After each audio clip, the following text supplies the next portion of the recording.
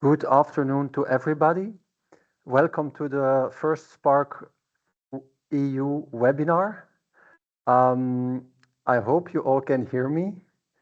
Maybe some people can give a yes. Yes, we hear you. Okay. Thank you.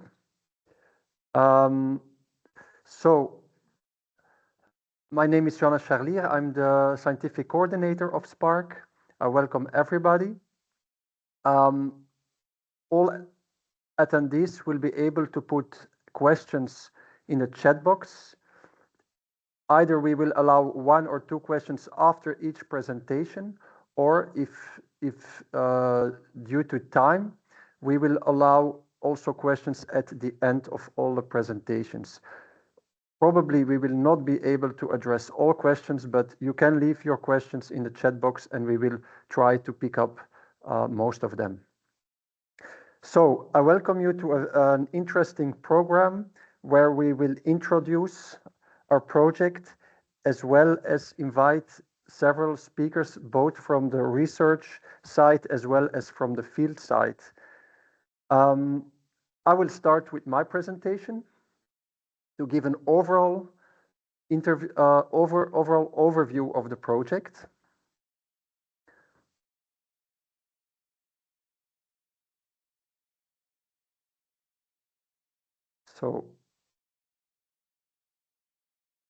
So SPARC, or building a community of practice on sustainable worm control in grazing ruminants. I would like, it's by coincidence, but are just as to raise awareness to everybody, it's the first ever World Parasite Awareness Day today. So this is a nice coming together of our webinar with the first World Parasite Awareness Day, and you will probably see more about it on the social media, etc. You have also seen while waiting that we call you to fill in our questionnaire. Please, during the presentations, if you have not already done so, we only need to respond once, of course. But if you have not already done so, please scan the QR code with your cell phone, fill the survey. It only takes 5 minutes. And at the end of the presentation, if we have time, we will quickly go over the results. The questions are about what is your opinion on the economic feasibility of sustainable worm control practices. So SPARC is about sustainable worm control indeed. So what is the challenge? The challenge is that on the one side, worm infections have an important negative impact on productivity, health, and welfare of our ruminant livestock. We are able to control them, but control mainly relies on the regular administration of anthelmintic drugs. It is not a secret now that since long already, these drugs are not as effective as they used to be, and anthelmintic resistance has become a global threat for effective worm control, with average prevalences in a recent meta-analysis that we previously produced, ranging between 10 to 15% of the farms where anthelmintic resistance is present, depending on the species and the anthelmintic drug class. So SPARC does not come just out of the blue. There are foundations, and it is an evolution and continuation of work begun by the Cost Action COMBAR, and as well as the previous thematic network DISARM. The participants of these two projects have joined forces and have created the SPARC program. What we have done before in COMBAR especially is, so we don't start from scratch. We have identified what are the main challenges for anthelmintic resistance, but we not only raise the problems, but we also propose solutions. The solutions are there. but now it's time to start implementing them. And this is what SPARC is about. It's not anymore about the research, but it's about implementation and translation of the research. And what is a key word in the solutions for anthelmintic resistant is integrated parasite control. Meaning, and what is another key word is the basket of options. Meaning that we not only rely anymore on anthelmintic treatment, but we make use of complementary control tools that can reduce the need for anthelmintic treatments. What are complementary control tools? It's to make better use of grazing management, of selective breeding, of targeted and selective anthelmintic use based on the use of diagnostics, of vaccines, of plant-based control, and of biological control. If we can always select the best options in each situations to control them, we achieve integrated parasite control that will have a lower need for anthelmintic treatment. So yes, and so sorry, I forgot to add, but here you see the different complementary control measures that I just mentioned. So the overall goal of the project is the community of practice. Establish a community of practice to address the growing threat of anthelmintic resistance in Europe. But we don't just do that like that. It needs to be practical, it needs to be economic. So the performance of the animals and the resilience of the farms stays the primary target. With the project, the ambition is to reach a longer-term impact so that the network that will be built up during the 3 years of the project will hopefully last after the project so that it can become a self-sustaining network to continue as long as it is needed, as long as we didn't achieve sustainable worm control yet. So what is a key COP? Also to me, it was a kind of a new concept because I'm coming more from the research side. But a COP can be defined as groups of people who share a concern or a passion for something they do, but they also learn how to do it better as they interact regularly. So it's not only about the network, which is very important, but it's also about actively sharing information, learning from each other, and interacting regularly. So this is what we will try to facilitate during SPARC. Starting with the consortium partners, which are yes, research, consulting agencies, and yes, extension organization for agricultural extension organizations from across Europe. But this, of course, has to be expanded. So we have the SCOP steering group, which could be considered the consortium partners, but then within each country, we are creating national or regional COPs. Each COP also represented by an ambassador from the field, being a farmer or a veterinarian. Now, what do these different groups then do? We have the EU level, the steering group, where a vision is developed together, where general recommendations are developed together, and several activities are initiated, such as spreading information via the social media, organizing of cross visits between farms, between different countries, developing the knowledge exchange platform, the development of practice abstracts, and other communication materials. Then on the national or the regional side, also a lot of activities will be going on, such as demos on farms,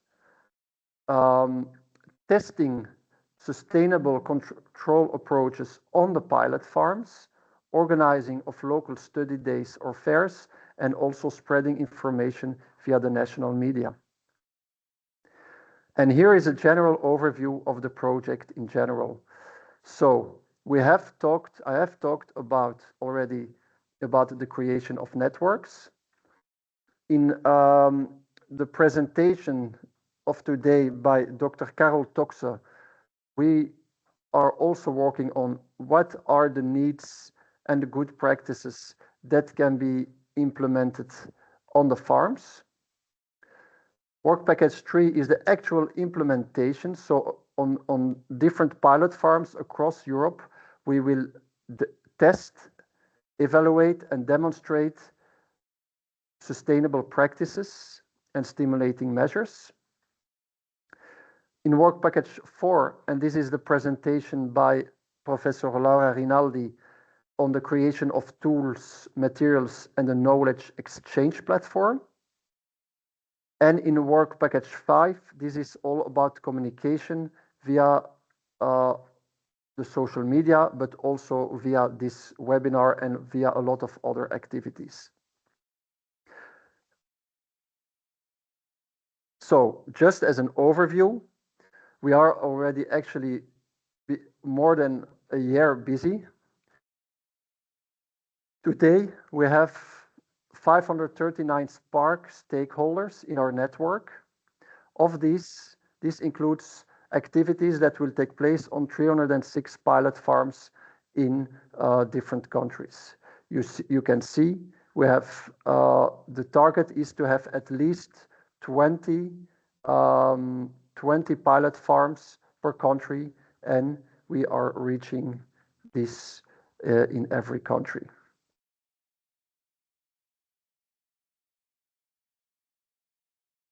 So now I have for you some, before we go to the other presentations, some calls for action.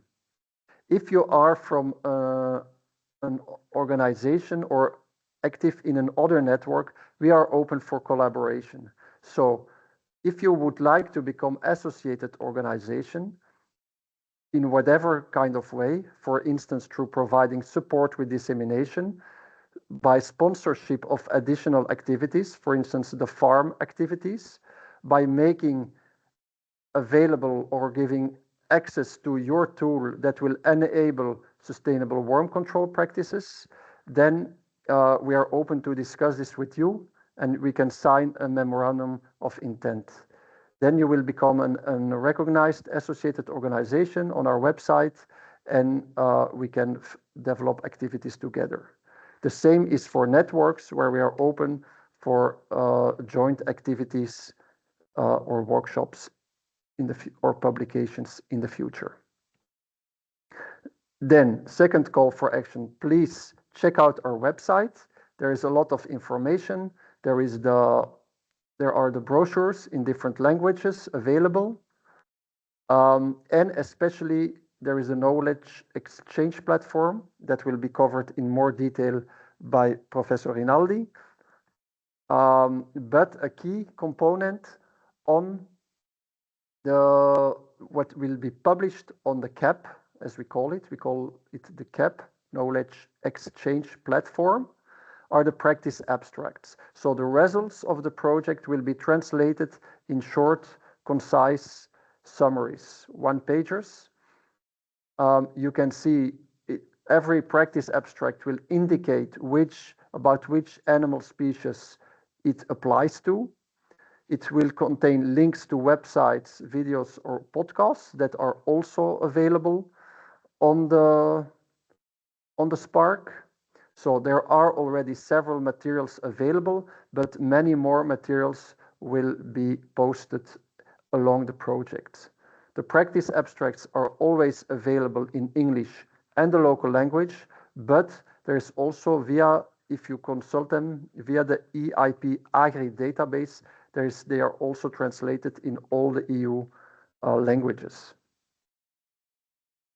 So here's again an overview of how you can consult and find the practice abstract, the most recommended way, I would say, is via our website and via the Knowledge Hub, but they are also uploaded via the EU Farm Book and the EIP Agri database, and will be communicated about via the social media, which are other ways.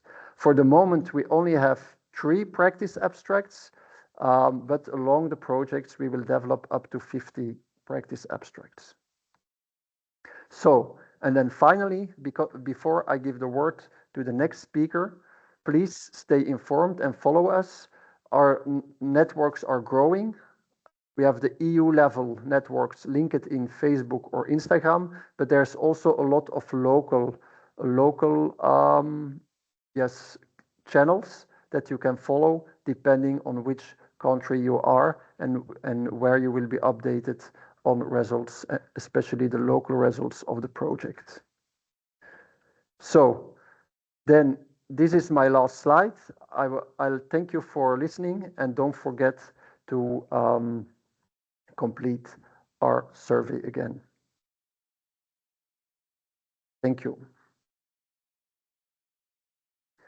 So I've used all my time. I give the word to the next speaker, which is Professor Eric Morgan from Queen's University of Belfast. Yes, thank you, Johannes. Can you hear me okay? Yes. Excellent. So I'm going to speak to you all about the basket of options that Johannes already mentioned to control, or maybe we should say to manage, worm infections. The problem of anthelmintic resistance and increasing concern around environmental impacts of anthelmintics is universal across Europe and in fact globally also.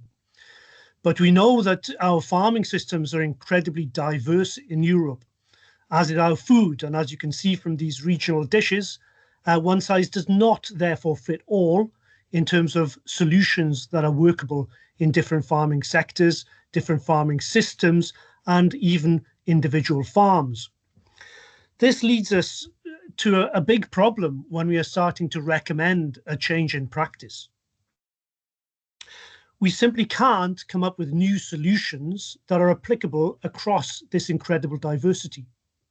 Actually, what we need to do is to propose these and to facilitate their application in ways that are appropriate to local systems and farms, and leave some autonomy in the hands of the advisors and farmers to use what is best for them. Our role in SPARC is to facilitate this through usable information and tools, and the basket of options is a very important part of that. To illustrate why we can't just replace anthelmintics with new simple answers, I'll give you one example. Sainfoin or sainfoin is a plant that is native to Europe, that is widely distributed on some unenriched meadows. And it's a super plant in the sense that it's a legume, so it fixes its own nitrogen and decreases the need for fertilizers. It's a good nutritional profile. It acts against bloat, and it has well demonstrated anti-parasitic properties through high levels of condensed tannins. However, it's a lower yielding plant than clover. It's also subject to competition from grasses. Its regrowth after grazing or mowing can be poor. It favors light, well-drained soils and doesn't do very well in waterlogging or heavy clay soils. If you have problems growing or grazing sainfoin, you can, of course, grow it and preserve it as hay, silage, pellets, and you can feed that to animals as well. But most of our grazing ruminants are grazing. So delivering these solutions like sainfoin onto pasture is not always that obvious.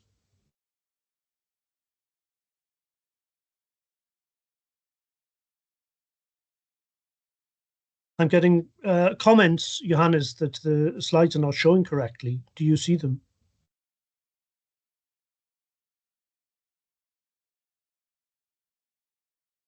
Yes, we will look into that, and hopefully we are not a technical expert, but hopefully we can solve it. So yes, So Okay. I see that also our coordinator, Leen Litar, also it gives some tips. If you only see small screens, you can click on the small screen showing the presentation, then it enlarges, or on the PowerPoint logo on top of the screen. So normally you should be able to solve it yourself, but if the problem remains as in is a general problem for everybody, please let us know. Then we will try to fix it along the presentations. Okay, then I continue. So Sanfa, therefore, can be extremely useful. It can sometimes be the perfect solution, actually, but only in some systems. In other systems, it might be completely unworkable. And it is certainly never a simple substitute for wormers. So if as advisors we recommend, oh, if you're worried about wormer resistance or you have a problem with it, then simply use Sanfa, we could actually do more damage than help. So it's important to acknowledge these limitations and the contexts in which these novel tools can work. This is more complicated than recommending worming animals all the time. Anthelmintics are failing, that failure is accelerating, and alternative approaches will be complementary to them. So they can be used in order to delay the onset of anthelmintic resistance and reduce reliance on anthelmintics. But in that context, they often will be used alongside anthelmintics.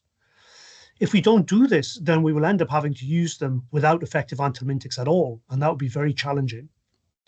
The results from these different tools might be variable, strategies could be complex to implement, and interactions between tools could affect outcomes. So various studies, for example, have shown that the diet of animals, including grazing these bioactive plants, could increase or decrease the effectiveness of anthelmintics that are applied at the same time. The best tools clearly will differ by sector, system, region, farm, and over time. You might not even have the same result from these tools in different years, in different weather. Thankfully, new tools and new information are coming out all the time. There is intensive research activity and intensive activity to demonstrate these tools on real farms. And so we need to be constantly updating. How, though, in this complexity, can we deliver advice and tools that is actionable? We're trying to do this through the basket of options. This was developed in the EU project COMBA, a cost action, and its aim was to develop and deliver accessible and balanced information on complementary tools, including how they work, their limitations, where they might be most appropriate.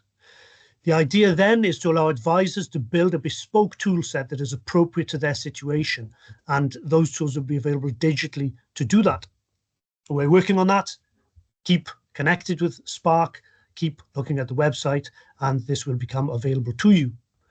To indicate its scope, there are different sections, including grazing management, plant-based control, vaccines, selective breeding, biological control, anthelmintics, how we target those different things effectively, and communication strategies. I'm not going to cover all of these, but I'll give you an example of plants as therapy or nutraceuticals. These are plants that have good nutritional profile for grazing livestock, but also activity against parasites.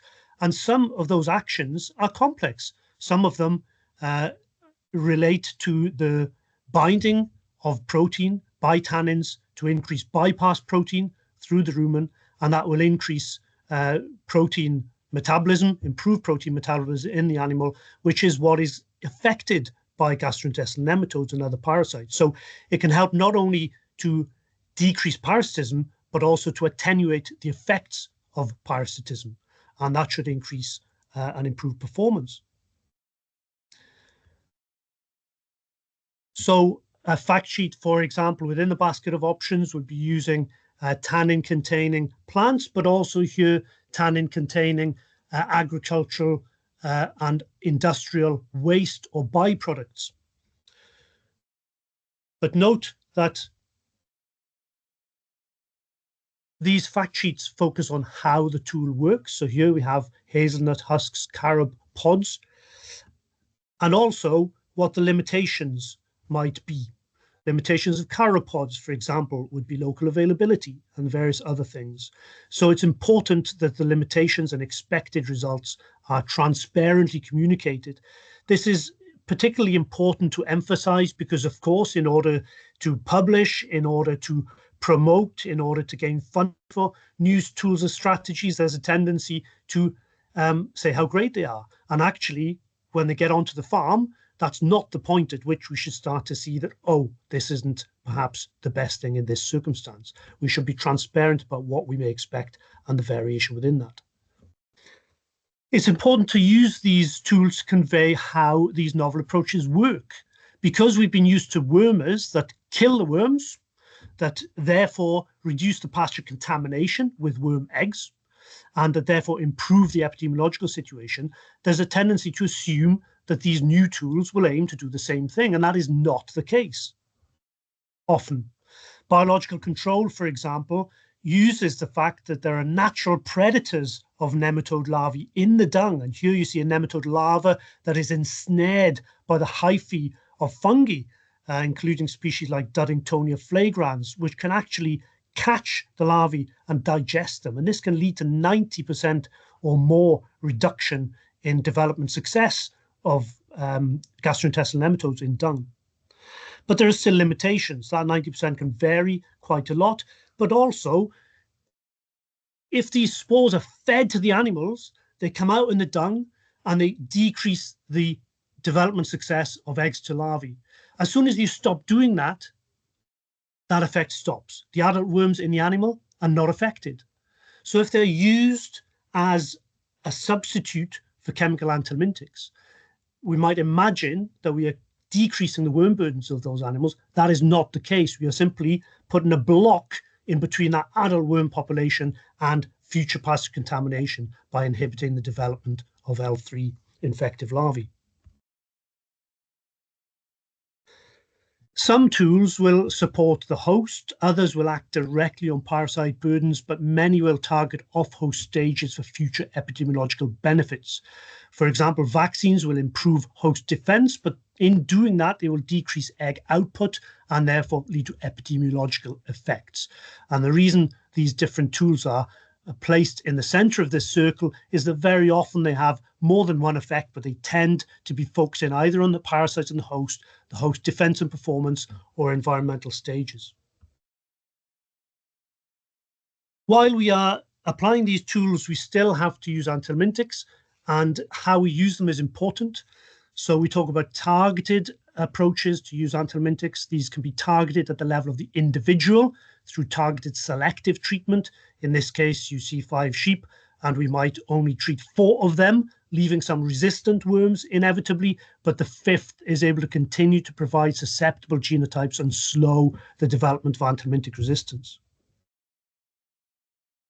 We can intervene at the group level, but in a targeted way, by only treating when it's necessary, when indicators tell us to do so. And this means we set up a refugia in the environment, and then when we intervene, we don't have such a hard selective sweep for anthelmintic resistance. So these concepts of TST and TT, of targeting, are important.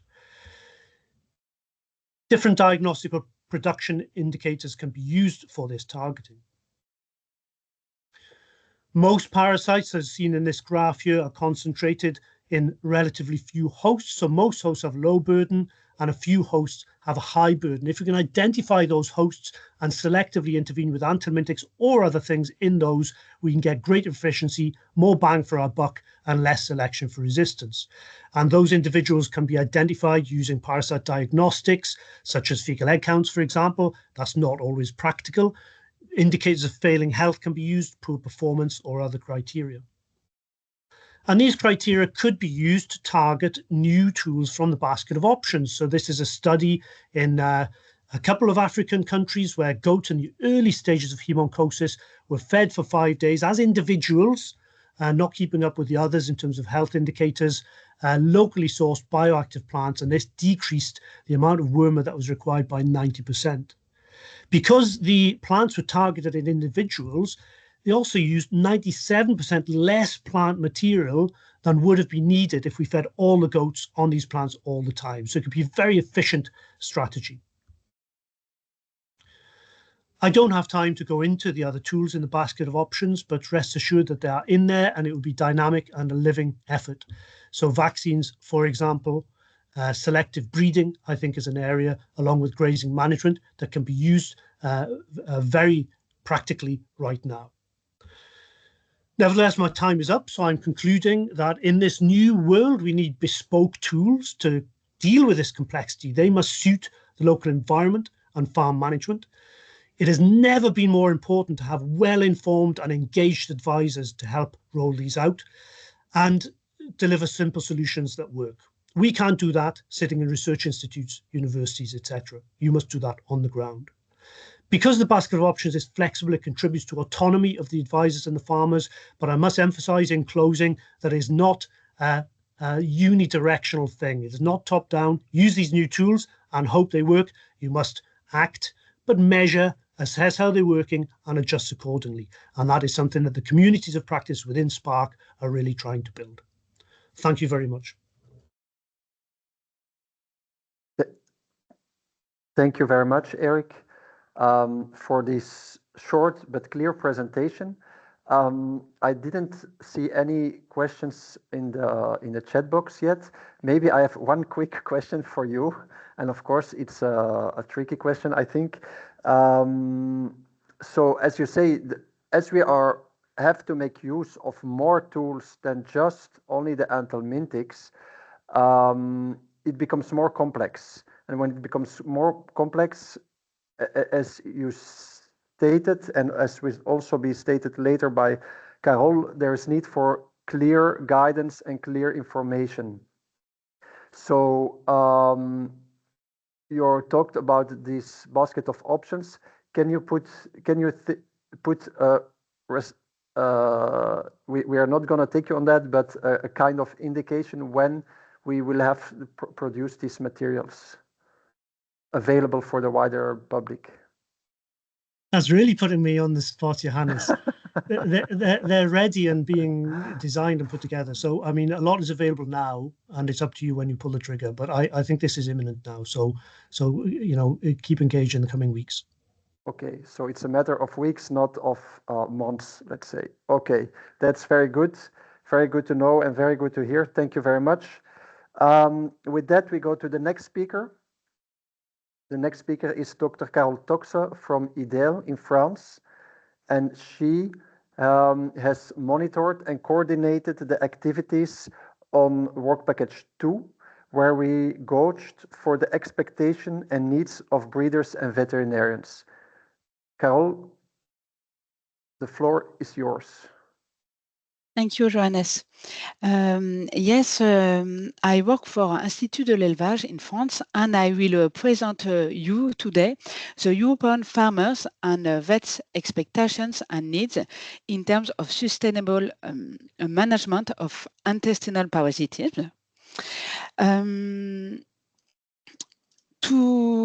All the SPARC partners contribute to these different surveys, so thank you all of you. This map showed our partners SPARC who contribute to these surveys and these results. I'm going to follow this line. First of all, the characterization of stakeholders surveyed. After, I will present you importance of parasitism and deworming resistance. Then I will present you obstacles to changing practices. And I will finish by expectation and technical needs of breeders, vets, and advisors in terms of digestive parasitism and in terms also of information and training media and resources. First of all, characterization of stakeholders surveyed. In fact, more than 300 people were surveyed in 2024, thanks to over 200 qualitative individual surveys, and 13 focus groups of 5 to 10 people were carried out. Thank you very much to breeders, veterinarians, advisors who participated to these different surveys. It was very interesting. The map on the right shows the livestock sectors that were surveyed in each country. For example, for Ireland, Ireland worked with people working with beef cattle, dairy cattle, and sheep meat and meat sheep. It was the same for Spain, and in France, all species were surveyed. Now you have here a breakdown of participants by type of stakeholder and animal production sector.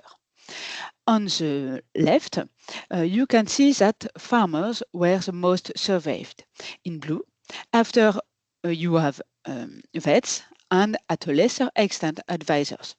On the right of the slide, you can see the breakdown of participants by animal production sector, and you can see that the dairy sector is the most surveyed thanks to dairy sheep, goat, and dairy cattle. Now we will talk about the importance of parasitism and deworming resistance thanks to feedback from respondents. The first question was, what are the main parasites for the farmers and vets? In fact, the situation is very different between animal species and between also country. In dairy cattle, the main parasite is liver flug.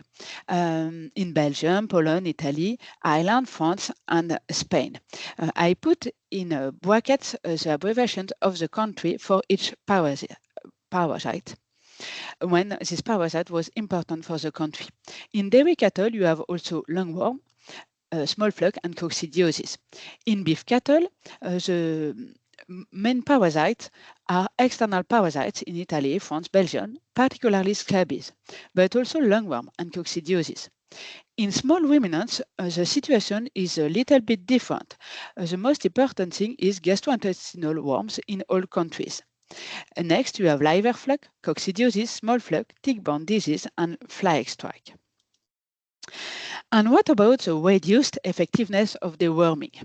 In fact, the situation is very different between dairy beef cattle and small ruminants. For dairy and beef cattle, only respondents in the United Kingdom and Ireland report reduced efficacy or even resistance to deworming in cattle. It's the case for basimidazole, imidazothiazole, macrocyclic lactones, including ivermectins, and the problem is very important for lungworms. But the perception of this problem can be different in the same room, in the same country, and in the same livestock production. In fact, in a focus group, a cattle breeder said cattle farmers perceive that they have bigger issues to think about, other fish to fry, such as blue tongue in 2024.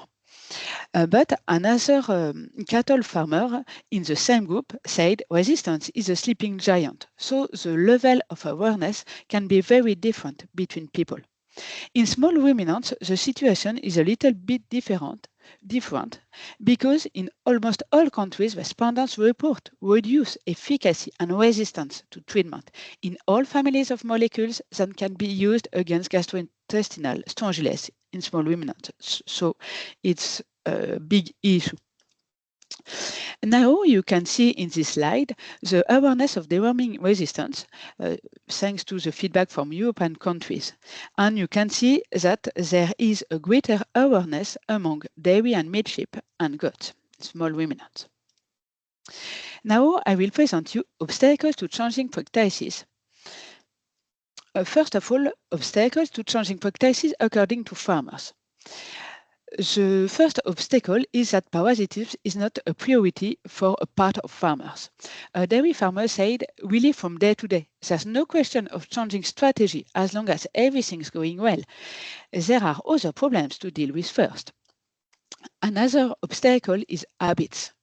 A dairy farmer said, it works and I don't have any major problems, so why change? The other obstacles are the lack of time to implement measures, the cost of analysis, especially, the complexity of recommendations, and a lot of breeders are afraid to have economic losses if they don't treat systematically their animals.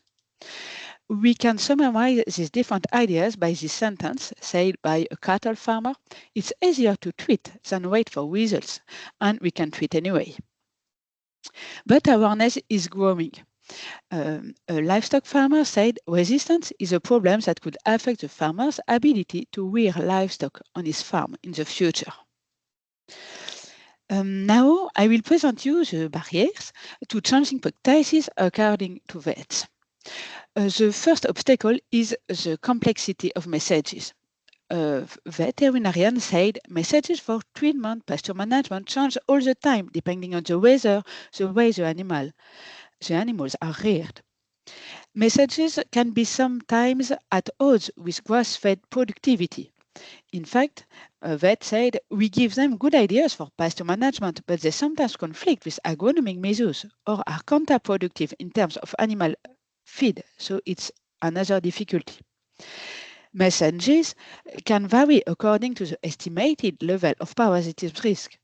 A vet said there are a lot of concepts, but not enough data applied to livestock farming for pasture management, grass frequency, plot size, and grass growth, etc. And another problem in some countries is that there are different discourses between stakeholders on the same farm, so it can be difficult. There is also the fears of immediate economic losses if the breeder don't treat systematically these animals. And the lack of time is also an obstacle. A vet gives an example. Phytotherapy requires several days of distribution, whereas the drug is administered in a single dose. Now, I will present you expectations and technical needs of breeders, vets, and advisors in terms of digestive parasitisms. In fact, there is a strong demand for guidelines to good practices on all the aspects of this thematic. Breeders, veterinarians, advisors would like to have guidelines for diagnosis and analysis, good treatment practices, good grazing practices, and plant-based solutions.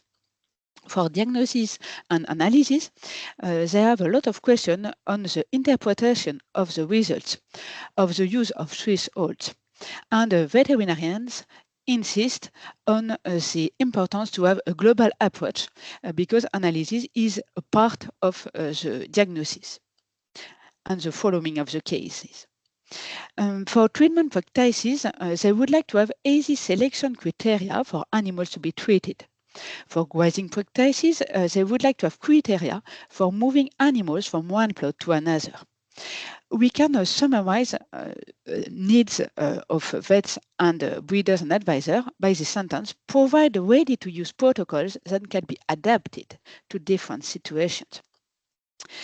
They would like also to have full explanation of the benefits of all these practices to convince more and more people to implement them on their farms.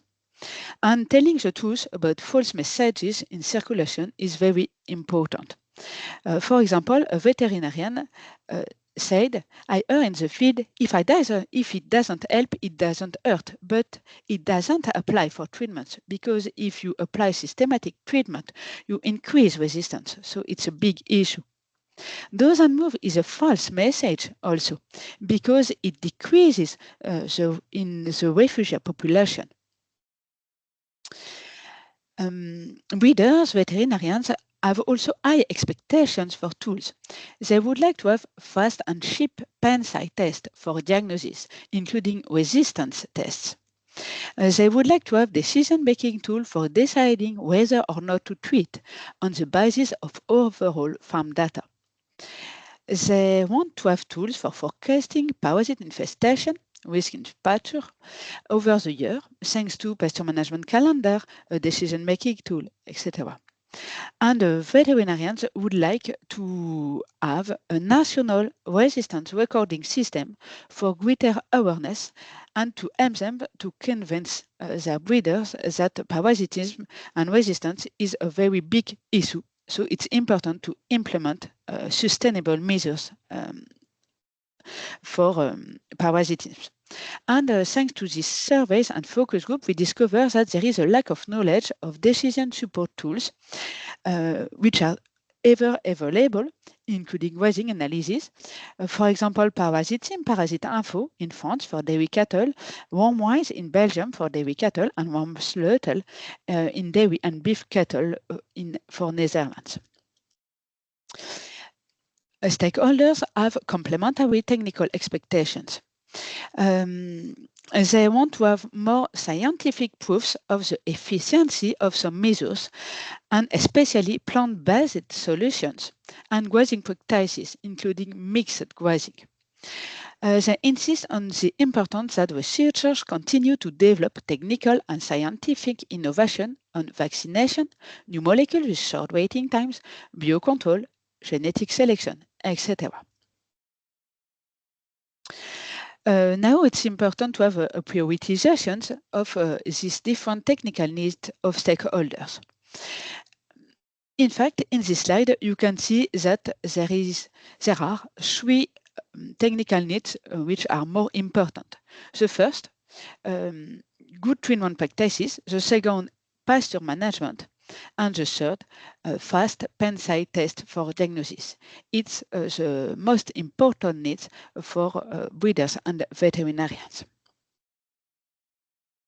Now I will present you expectations and needs in terms of information and training media and resources. First of all, for farmers, we can summarize their needs in terms of resources and information by the sentence said by a sheep farmer: easy wording, easy practices, short, clear, interesting, and precise information. Farmers want to have face-to-face training at meeting between farmers, possibly in the presence of a vet or parasitology expert. They want to have practical case studies, farm visits with experience sharing, and successful practices. They would like to have educational information and training that can be easily applied to livestock farming in their own farm. They want to have harmonized discourse between stakeholders on the same farm. Considering social networks, they use them, for example, Facebook and WhatsApp group, so it can be a way of communication. But they have no specific preferences regarding to the types of media used, videos, podcasts, decision trees, etc., sheets, but they want short and simple, easy formats. Considering now veterinary and advisors. For veterinary, the most important thing is the practical value of the information. They would like to have communication schedule with farmers at key periods to improve their advice in the field.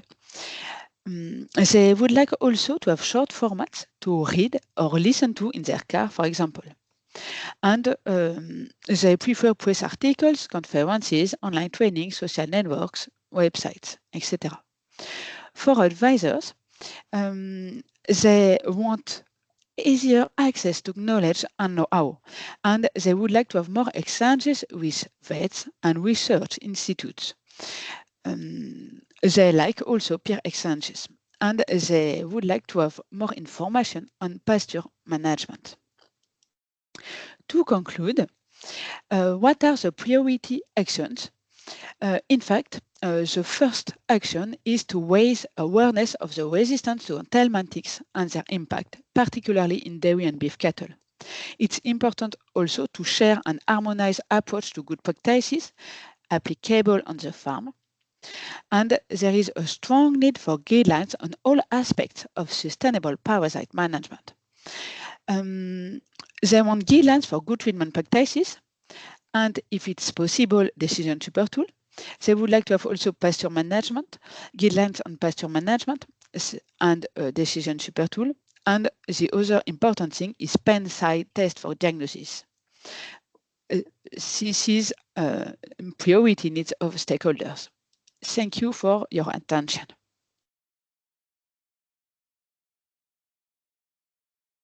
Thank you very much, Carol. This was a very clear presentation. I hope it was clear for everybody. I propose to keep questions for until end of all presentations to keep within our time. So then we go to the next speaker. So, and this will be presentations from the field. So as I said in the beginning, SPARC has ambassadors in every country. In the local networks, we have ambassadors to promote and convey on the key messages to the field. And we are very proud that 2 of these ambassadors are participating today. The first one is veterinarian Marieke de Lauw, and she will talk on her experiences and views from the Netherlands.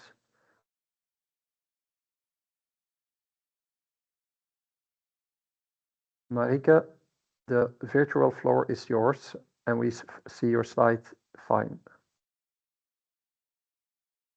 We only don't hear you. Right now you can hear me. Yes. I think, yes, I was muted. Good afternoon. My name is Marieke de Lauw. I'm a veterinarian, a Dutch veterinarian, so I work in the Netherlands. And I'm an ambassador, and I'm very proud to be an ambassador of the SPARC project, because from the moment on I was a student, I really like to work with parasite and parasitic control. And when I start working, I started to deworm animals in our parasitic way every 6 weeks, because we thought that was the good way to control parasites in the field. But during my work, I saw that that was not the good way to control the parasites, because it became harder to control parasites by animals, because they came back sooner, and we didn't control the infections. Animals died, animals became sick, or were not healthy. So I was thinking, how can I help those animals, not only by deworming them, but look at other factors that I can use to keep those animals healthy with those parasites. So I started to look in the field for solutions. I started with fecal egg counts, and I did that to identify what parasite was my problem. So I looked at the eggs, and I saw what parasite my problem was, and that was my first step to look on the farm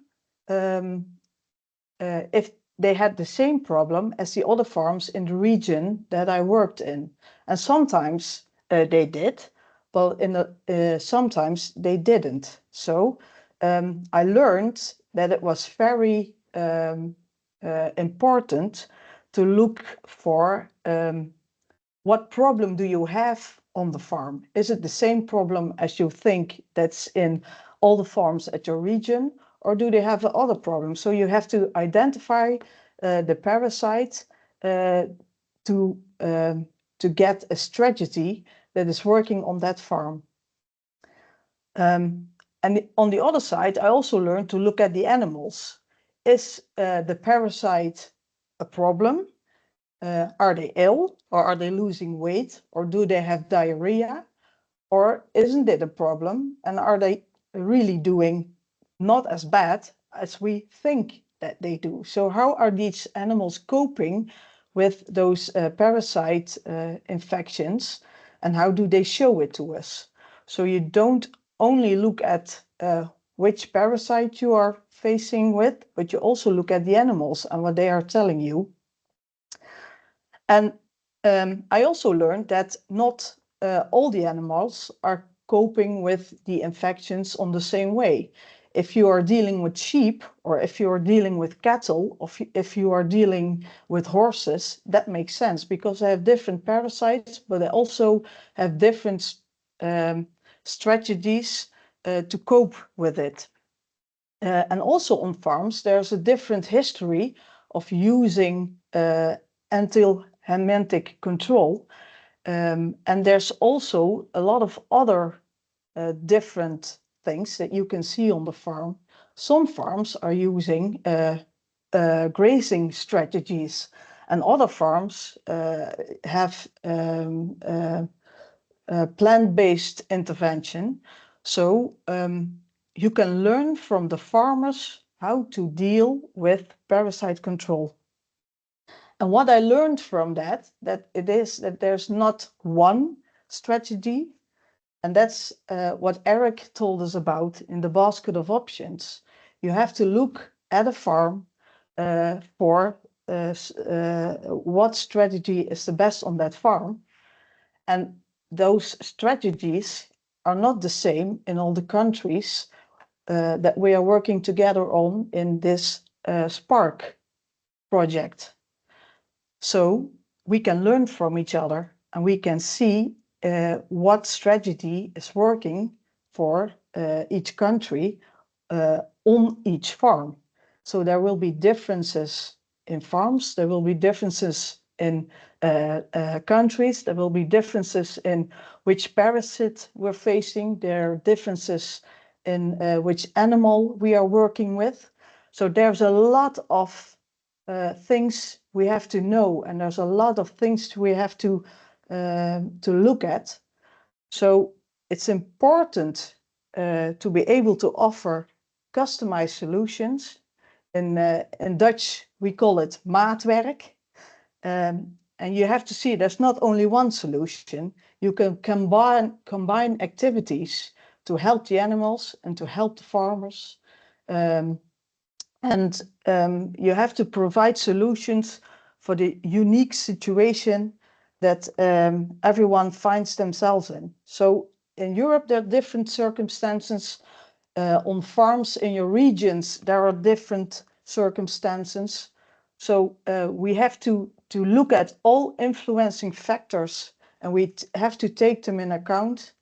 And if you really want to look at a sustainable worm control, you have to look at animal health, but also at environmental factors, and all contributing factors, we have to take them in account. And when we connect all those factors, then we can work on long-time animal health and a long-time worm control, because that's the goal we have to look at in our SPARC project. And I'm really looking forward to all the things that I can learn and all the things that I can contribute to this project. And all the Dutch farmers and all the Dutch veterinarians are really looking forward to all the things that we can learn and get and make our animals healthy, and very look also to the welfare of our animals that we are keeping. Thank you. Thank you, Marieke. It's very good to see the enthusiasm in the Netherlands. And yes, we will follow up how things will further develop there. So then I invited the second ambassador from the UK, Kevin, and we will, yes, the slides are already there. That's perfect. Thank you, Johannes. Yeah, hello. Yeah, I'm Kevin Harrison. In the UK, I'm a farm manager for JT Bayliss Farming down there in the southwest. I have a few little side hustles which are listed there, which I won't bore you with by reading out, but obviously the most exciting one is at the bottom there, and that is being a SPARC ambassador. So it's an honor to join you today and present to you. But being a member of all these organizations or on these committees, it doesn't mean I'm an expert in any of them. It just means I get a really good view as a farmer on what's happening behind the scenes to help us keep farming sheep, and it also gives me a voice as the industry. Next slide, please, Tom. So yeah, my main backbone where I earn my money as a farm manager for JT Bayliss Farming. It's a mixed farm on the Cotswolds, cereals and sheep. We've just transitioned from an intensive 900 North Country mule flock to building up to 500 Ixlana wool shedding extensive flock. We've also transitioned from buying in ewe lambs to breeding our own replacements. Everything is permanent pasture, which we're hoping to change in the very near future. Next slide, please. So our old system was very, very heavily feed-based. The sheep would come in at Christmas and be shorn, fed straw and high-protein nuts. They were lambed and turned out once they'd lambed. The lambs were all creep-fed and mainly gone by the end of October. All lambs would have been gone. I used to use my old FECPAC Gen 1 master slide. Next slide, please. And now we've tried to go to a more sustainable system, to this wool shedding Ixlana, which is known to have quite a good worm resistance, and they have their own breeding index for that. We've got a new fecal egg counting system, which is based slightly on AI, but is very good, and an app. And then they stay out all year round. So there's no housing, there's no feed costs because they don't have any concentration, concentrate feeding, which is great. But with the permanent pasture, going to this sustainable system does have unintended consequences, especially when it comes to parasites. Also, within this transition, we were hoping to, whilst our numbers were low, start to put in some herbal lays and tap into some of the government subsidy schemes, which have actually been taken away from us very suddenly this year.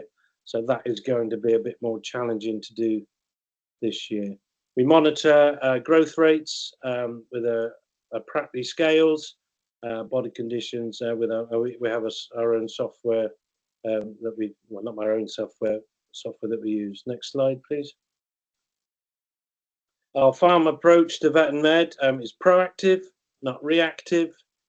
We like to do a full health plan every year with a company called Flock Health, where we have 2 visits, and always the vet is always available on the phone to discuss any issues. We do our own fecal egg monitoring. We do send some off if we want to do anything speciation work or just to make sure we're right. So we're monitoring growth rates. I haven't got completely into the TSTs yet because it's slightly, our data will be skewed because of the change of breed, but there's some really exciting apps out there that hopefully can help us going forward and just treat to TSTs. Our vaccinations have reduced slightly now, so it's just Heptavac and Blue Tongue this year. Antibiotics come from the vets, and anthelmintics we're able to buy over the counter. They are doing written prescriptions now, but over the counter from a merchant. Now, some of you might raise your eyebrows at that, but there is some really good advice from over the counter.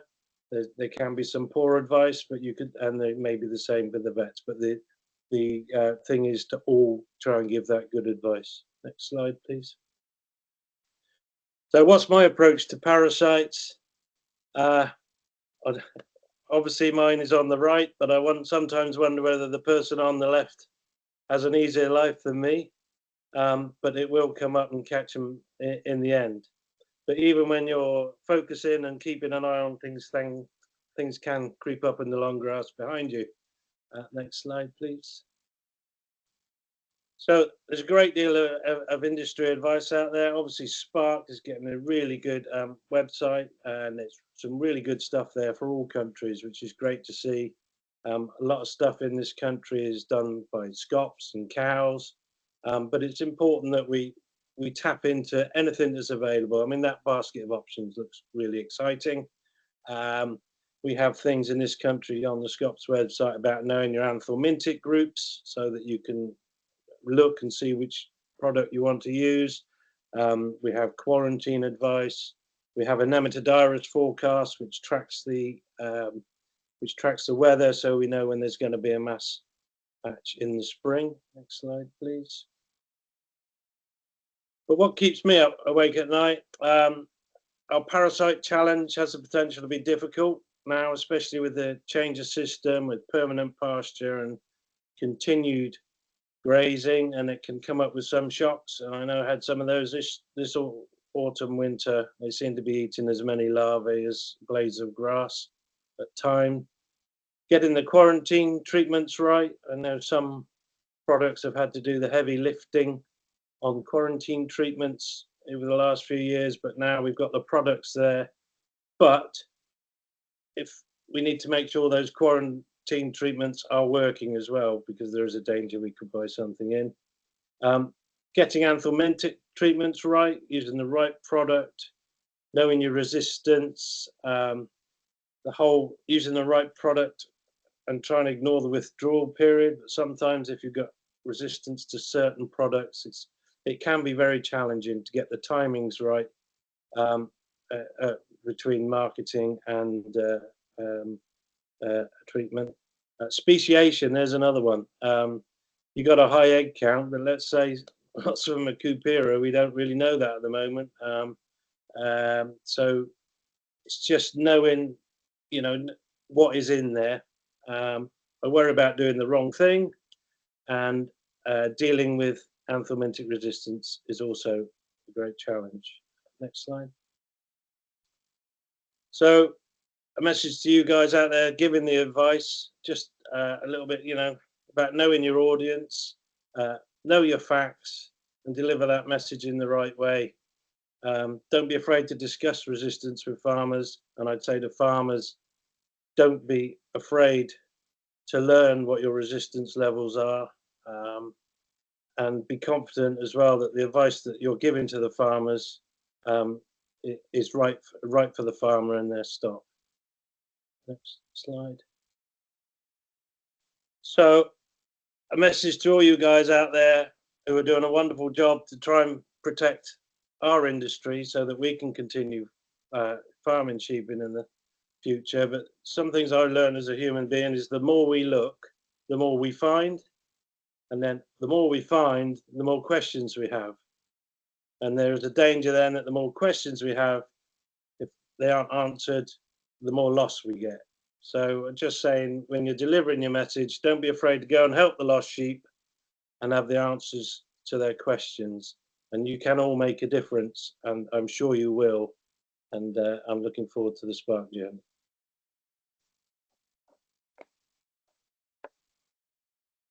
And that is me.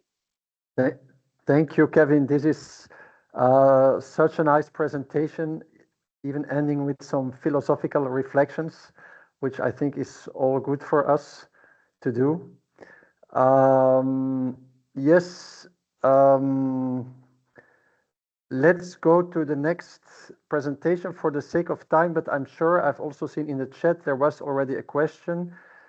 We will keep those for the end of the presentation. If you like a question, you can also put the thumbs up so that we see the more thumbs up, the more likely we are gonna prioritize this question in the later discussion. Thank you.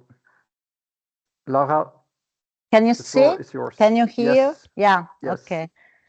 So thank you very much, Johannes, and it was really inspiring to listen to the presentation, and especially to the presentation by Kevin and Marieke, so by the ambassador, because our aim, the aim of SPARC, is to translate research into practice, but it's also to share information to provide the solution. And we try to do it using the SPARC knowledge exchange platform. So in this brief presentation, I will show you what is a CAP and how you can work with our CAP. And then I will also briefly present the application of a WebGIS and how to perform the next steps for SPARC. So the knowledge exchange platform is a new term, even if it is been used already in the early 20s, and it has been used in various contexts, particularly in the agricultural settings. And now it gained traction, particularly with the rise of the digital platforms and the increased emphasis on collaboration and knowledge sharing in various fields. So we have the CAP on our website here in the Knowledge Hub, and we believe that it is an innovative and rapid tool. But what are the key features of a CAP? Knowledge sharing, collaboration, search and access, community engagement, and open access. And we tried to tailor our SPARC CAP by providing practical advices, locally tailored best practices adopted and adapted to different ruminant species, farm conditions, production times, and climates. So it will be an online forum for dialogue among researchers, farmers, vets, farm advisors, and local stakeholders at EU level. We hope it will be attractive, easy to use, interactive, and it is, as I will show you in a while, multilingual. And this online digital platform will be also used for community engagement, also with the use of social media.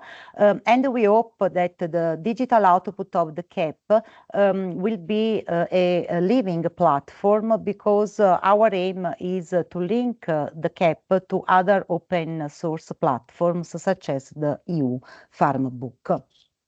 And in particular, we hope that the SPARC CAP will collect the best practices for sustainable worm control in ruminants. It is a centralized database, and we used a hub and spoke architecture. So here you can see the knowledge flow of the SPARC CAP by using first secondary and then primary data. The secondary data are already pre-existing data, for example, published material in different formats provided by the SPARC partners. So really thank you to all the partners that have already provided some material. But in the next months, the SPARC CAP will be filled with primary data. So all the data, such as interviews, data from focus group, collected during the project on pilot farms, but also the best practice to be used by the end users. And who are the target users? They are, of course, farmers, farm advisors, vets, but also researchers, students, and other stakeholders. And the CAP so is multi-actor, multi-geographical, multi-dimensional, but also multi-topic, because we deal within the CAP with different topics as alternative strategies, anthelmintics, diagnostics, parasites, resistance. But what is important to underline that all these material within the CAP are based on scientifically relevant information, and at the same time also practical tools for helminth control and strategies to reduce anthelmintic resistance. This is our Italian ambassador, Ruggero Amato, a practitioner, and Johannes already discussed and mentioned the material already present in our CAP, so practical abstracts, leaflets, podcasts, and the video. And we also prepared a very simple tutorial on how to use the CAP.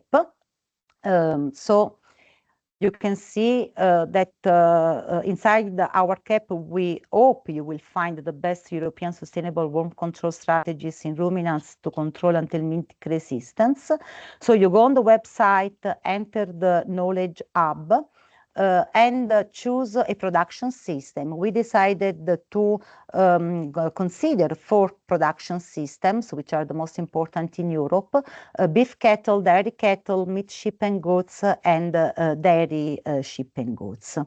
Then, after selecting the production system, it is multilingual. So you can choose among 8 languages: Dutch, English, French, German, Greek, Italian, Polish, and Spanish. The topic I have mentioned before, and also the format. So this is, for example, a leaflet produced by the Italian group. But you can find already leaflets, podcasts, practical abstract, video, and other e-material. So whether you are a farmer, a vet, or a farm advisor, here in the CAP you will find the best information on sustainable worm control from 10 European countries. So the CAP in numbers, we started in November, so it's less than 6 months, but we already have 4 practice abstract, 30 leaflets in different languages, 12 e-materials, 16 videos, and 17 podcasts. And thanks to Johannes, 15 are in Dutch. But the platform is continuously updated and implemented with the courses and e-learning material. In the next future, also with decision support tools. So we hope to construct a tool based on algorithm for a build your own basket of options, and the SPARC info packs based on locally tailored advices. Briefly, in the website, you can also find this section, the web GIS. Why a web GIS? Because we know that a map is worth 1,000 words. We already constructed this WebGIS, which is an integrated, dynamic, web-based geographical information system that allows the users to view and analyze geographical data through interactive maps. It can be used, for example, also for early warning system or to identify hotspots, clusters of parasites.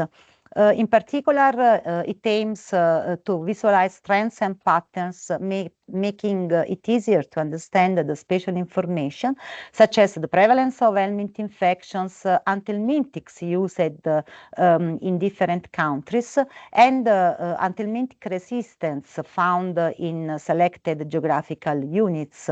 And the geographical unit can be the country, but also the regional or the province level. And here you can see the different data layers. So you can select the different ruminant species, 3 different parasites, gastrointestinal nematodes, liver fluke, and lungworm, and the different countries. And you can display maps on animal population, helminths, the anthelmintic registered in each country, and also the anthelmintic resistance. This is, for example, an Italian region, our region Campania. Here you can see that in 2020 we tested 10 farms with benzimidazoles, and we found anthelmintic resistance against Trichostrongylus and Haemoncus. So everybody can use these maps in order to have better management and control of worm infection. And again, selecting the different filter, really we can map the anthelmintics present in each country, the distribution of helminths, but also the animal population and the different cases of anthelmintic resistance. So it's easy to use, but we are sure that it can be improved also with the new data provided during the SPARC project. We have also prepared a tutorial, but maybe we are a bit late. And we are going together with the Johannes, the other SPARC partners, also to have new webinars in order to train the trainers, but also the users on the use of these maps and the web GIS. On the website, we hope we get in touch. So really feel free to reach out to us if you have any question or would like to cooperate, because as Johannes said, it's important that the website, the CAP and the SPARC are a living platform for users. And thank you very much. Okay. Thank you very much, Lara. I think it was a very clear presentation and very exciting how the WebGIS and the CAP will develop further. Referring back to the presentation, I believe, of Carol, where the needs, among others, expressed that how to access the information is, for instance, vets while they are driving in the car, or maybe farmers when they are in their tractor. So I believe especially the podcasts we should develop more, and this could be a good way to spread the information. Now I'm looking at the time. We said we would stop at 15:30. However, I think we can go 5 to 10 minutes over time, depending on how much questions there are. I've detected some questions in the chat box, so I will try to look at them. So one question to Carol. You will probably have read it. I will repeat it. So basically, changing parasite control methods to a multi-tool approach will have a cost, may even be expensive. So this can be a negative for farmers. Do you agree? In fact, I present the point of view of breeders and not my point of view.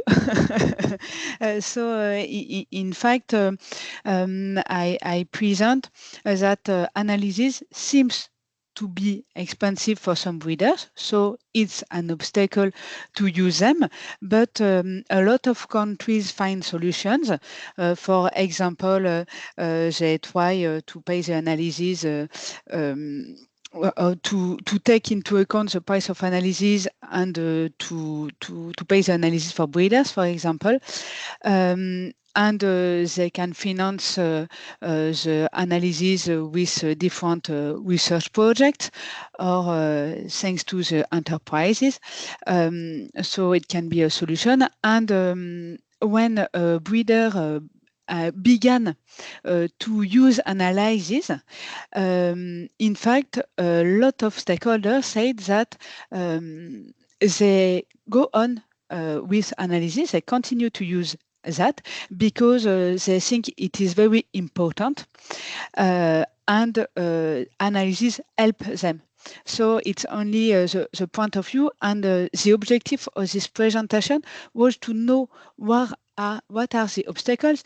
But in these surveys, breeders, veterinarians, advisors suggested a lot of levels of actions to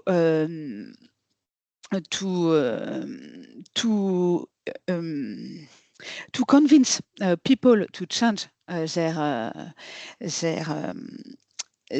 practices, and I didn't have time to present that, but it's but it will be available on the web SPARC site thanks to a practical abstract, but it could be another presentation at another time. So I hope I answer the question. Yes, I believe you did, Carol, in this respect to this question, I can also refer people to the questionnaire we are organizing, which is specifically focusing on the economic costs, so on the perception of farmers, veterinarians, advisors on the cost of the more complex, so the fact that we have to do diagnosis, the more on the cost of the complementary measures. In general, with the responses I have so far, I can say that there is a majority that thinks that this is feasible. So this is, let's say, 60 to 70% of the people. We didn't do an in-depth analysis yet, but think that the costs or expenses, for instance, of diagnostic testing are not higher than the benefits. So the benefits of diagnostic testings are higher than the costs. That is the initial perception. I see there is also a comment from Eric. Just to emphasize that the costs of sustainable worm control practices should be balanced against the potential future costs of complete multi-drug anthelmintic failure on a farm. Thank you, Eric, for widening our perspective on this. Carol, you had another comment? Yes, in fact, it's important not to consider the cost of the analysis at the moment, but the cost of the impact of resistance in breeds, in farms, because it is higher and higher than the cost of analysis. In fact, if we don't implement the practices as soon as possible, in a lot of farms, also in dairy and beef cattle, we will have no solution, no treatment solutions. It's the case in some countries and in some farms in small ruminants at the moment. So it's important to implement all sustainable practices to improve the situation and to keep drugs efficient for all animal species, for small ruminants and dairy cattle and beef cattle. It's the sense of our messages. Yes, thank you, Carol. And then as I said, also in the survey, I'm looking at the results right now. So I thank you for those already that have filled it in. So we have collected 20 more responses thanks to this webinar. In total, we have, well, for the English version, we have now 107 responses. And I can say, for instance, on the question, I feel that sustainable worm control practices can improve the profitability in farms, that more than 80% agree with this statement. So I'm going to the next question. So one for Marika. This so as you stated, I'm going to look it up in the chat box.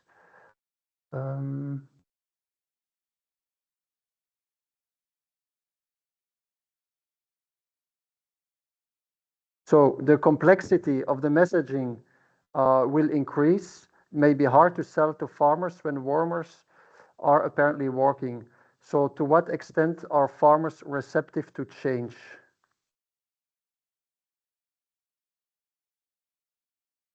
There is a big difference in farmers and if they are willing to change. But when they face a big problem of animals that die or animals that don't grow, or when they can't deworm their animals, then they are already starting to ask you questions. How can I help my animals, and how can I not let them die? So they are really willing, but in the first thing, they have to face the problem and they have to see how big the problem is. And some farmers, they hear from their neighbors that they have a problem and they start asking you questions before they have a problem. So there is a big difference in farmers, how they react to this problem, because they read about it and they hear about it. But I think it's also how we as veterinarians react right now. When we start talking to our farmers or to other animal keepers about this problem, and if we tell them how to react right now to start not having problems at their farm and show them how to do it, maybe they see that their work will be more easy, that they have more joy in doing it, and then they have healthier animals. So when you start doing that, people are willing to join you, and that's great. Okay, thank you. I take that message as it's time to start doing, less talking, doing, and while we are doing, we are learning and improving. Okay, then I see a new question came in. So from Suzanne Peterson, who misses the input from research institutions and companies. Where do we stand on questions of automated analysis of fecal samples, genetic basis and breeding strategies? Yes, so maybe I can answer for the diagnosis. Yes, thank you, Lara. Yes, we know that we are in the era of artificial intelligence, and I think that as it has already happened for companion animals, also for ruminants, there are few, but some of them are in the pipeline tools for automated diagnosis. So not only pen side, but also laboratory automated diagnosis. So I think that really it's in the near future, and some of them are already in the market. And what else? Maybe on the other one, on the genetic, there are research ongoing. And what we have to do with the basket of options by Eric is to consider also these other important factors. But everywhere in Europe, the research is ongoing on these different aspects. Yes. I would also like to stress that indeed this is not a research project, but a lot of the new approaches are implemented in the pilot farms. Also, if you want to test or you have a project where you are testing, we are very happy to integrate that in our materials, in our dissemination. So for instance, if you are testing out an automated fecal sample analysis on a number of farms, yes, we are very happy to take those results on board or to spread your communication material.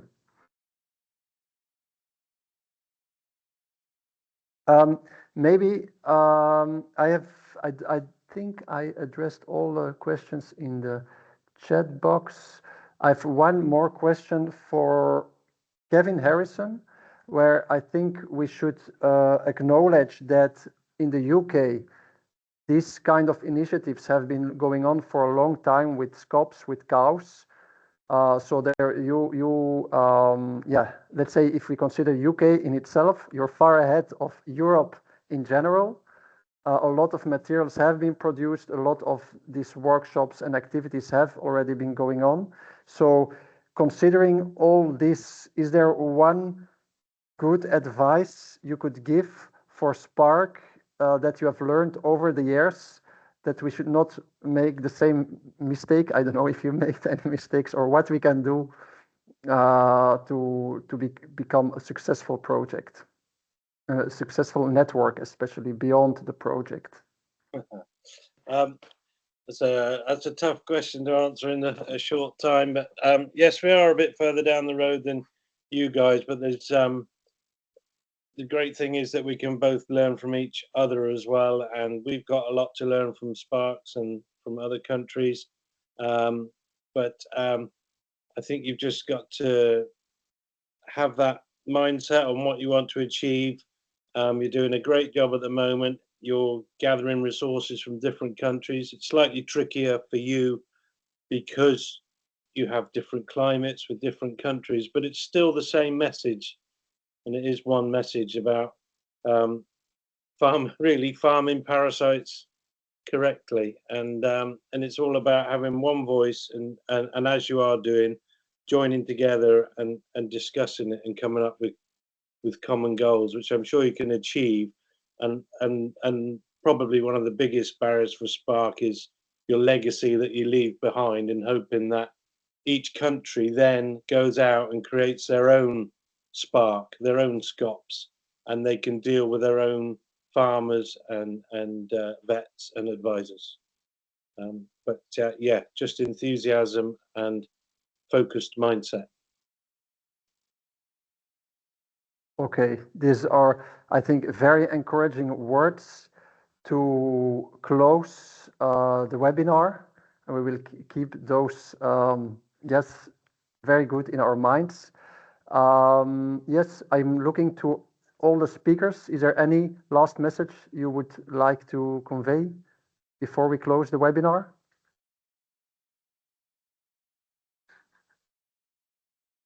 No? Okay. Johannes, I think there's still a few questions in the Q&A session, not the chat box. Ah, sorry, I didn't. I was not looking at that. I was only looking in the chat.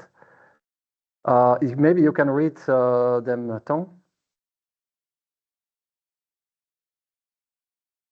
Yes. The first question is from Ocean Nancy, and about does the cost of Doningtonia, which is the fungi, limits its use for commercial farmers? Okay, that's a very concrete question. Is there anybody of the speakers willing to take this? If not, well, I don't know exactly what the costs are. I know there are and to my extent, it's not yet available in Europe. This approach, please correct me if I'm wrong. They are working on that. It will probably soon become available. Yeah, we don't have, to my knowledge, research data or evaluation data yet to give a short answer to this. Nonetheless, we will check it out, and if we know more, we will let you know. Okay. And there's another question from Rob Kelly. Considering the panel's experience, how do advisors encourage engagement in the complexity and adaptation to helminth control from year to year on individual farms? I think if I can, maybe it's like a fidelization of the farmer. And this could be achieved if you do a proper diagnosis and treatment, also using alternative strategies, and of course to show them that if we control parasites in a sustainable way, there is an economic benefit by them. So I think this could be the right flow to follow year by year, and it's a long-term issue, but we start and we have to continue.